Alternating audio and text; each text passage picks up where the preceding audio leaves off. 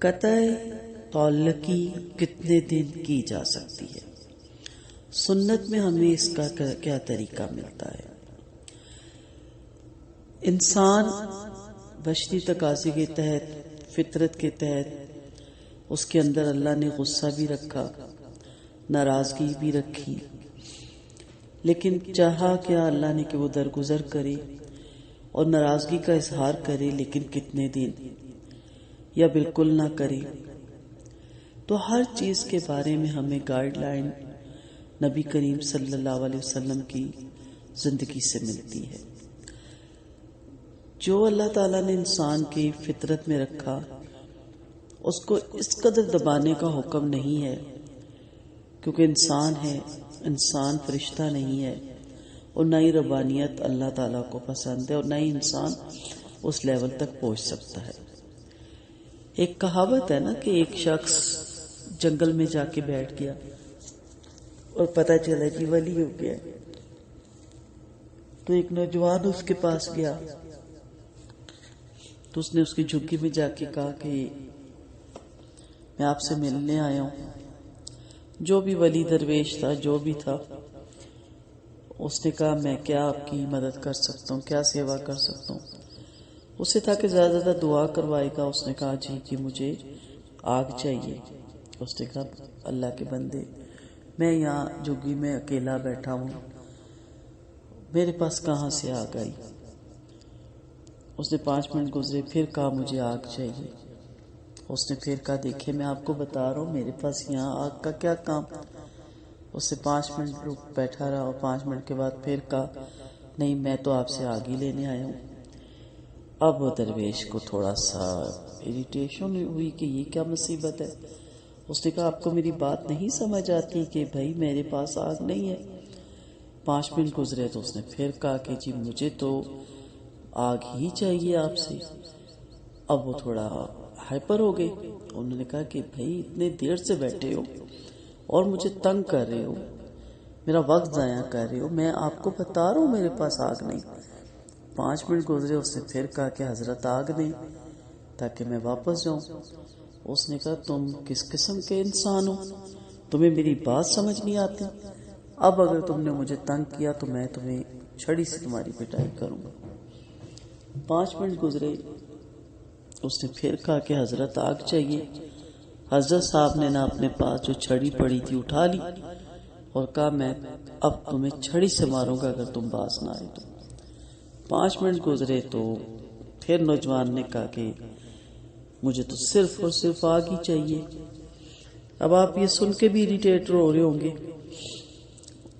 فوراً وہ حضرت کھڑے ہوئے چھڑی لے کے، یہ نوجوان بھاگ پڑا، وہ بھی پیچھے بھاگ پڑے، دوڑتا رہا وہ نوجوان بھی جنگل میں، وہ بھی دوڑتے رہے، تھک ہار کے بیٹھ گئے۔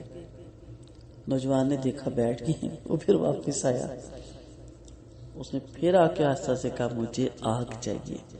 اب تو غصہ بھی اور بے بسی بھی، تھکاوٹ بھی تھی، کہا کیوں میرے پیچھے پڑ گئے ہو، میں کہاں سے آگ لا کے دوں تمہیں؟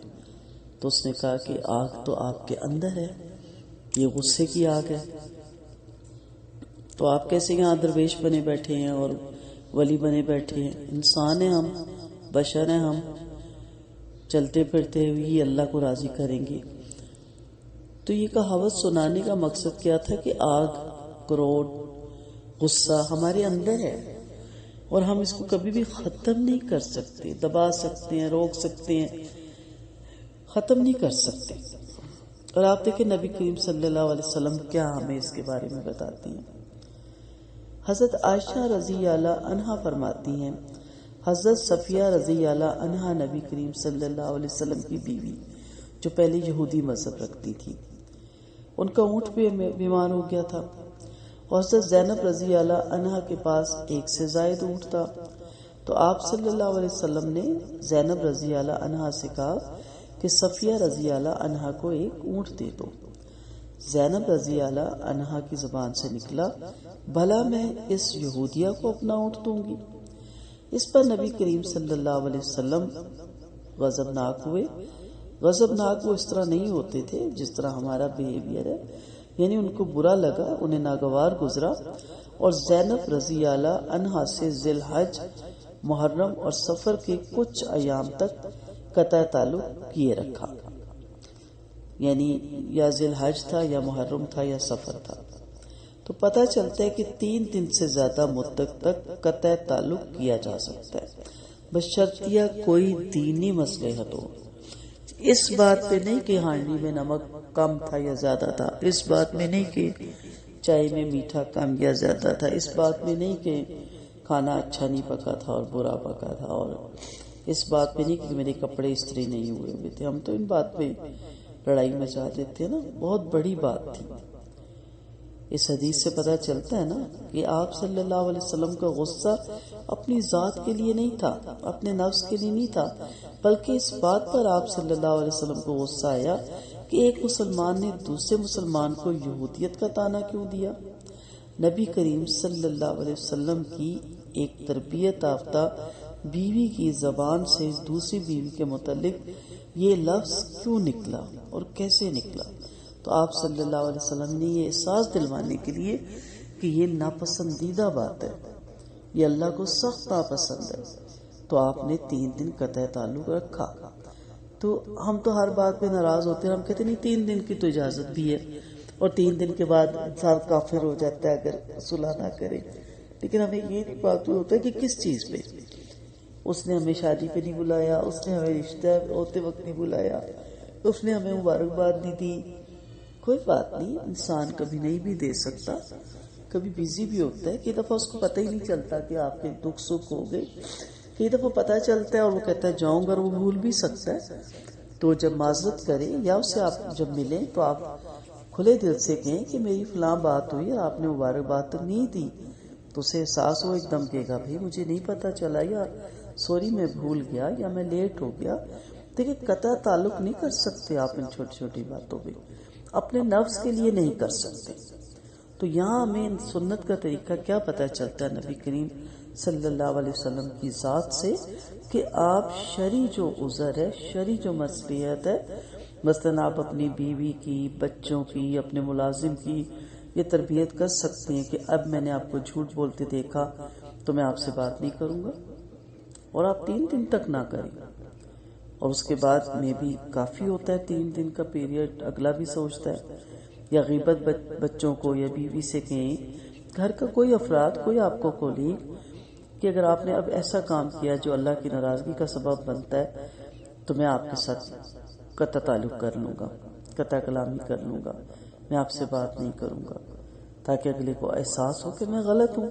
ان پہ تو ہم بالکل ناراض نہیں ہوتے، بلکہ غیبتوں کے ساتھ تو بڑا ٹیسٹ آتا ہے، ساتھ پورے شریک ہوتے ہیں، تجسس ہم میں بہت ہوتا ہے، اور اس طرح ایک بیوی دوسری بیوی کی کرے تو ہم تو بلکہ ساتھ اس کا شرکت کریں اس کام میں بڑھ چڑھ کے، اور کبھی اس سے قطع تعلق نہ کریں، ہم تو جا کے بلکہ پھر پوچھیں اچھا جی مزید کیا ہوا، بگاڑ کہاں تک پہنچا۔ ہاں ہماری ذات پہ ہم گئے، ہمیں کوئی اگر سیدھی طرح نہ ملے، ہمیں عزت نہ دے، تو ہم تو دوبارہ وہاں جانا پسند نہیں کریں گے۔ تو اپنے نفس کے لیے تو ہم جگہ جگہ ناراضگیاں مول لیتے ہیں، لیکن شریعت کے لیے ہم کبھی بھی مول نہیں لیتے۔